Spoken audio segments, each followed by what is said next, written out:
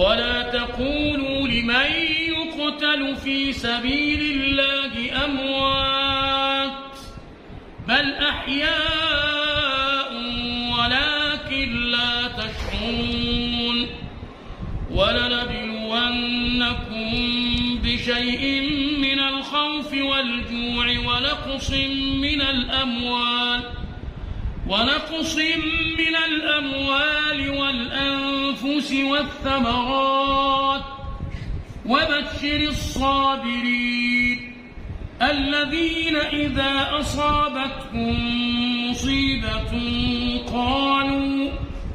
قالوا إنا لله وإنا إليه راجعون أولئك عليهم صلوات من ربهم ورحمة وأولئك هم المهتدون صدق الله العظيم.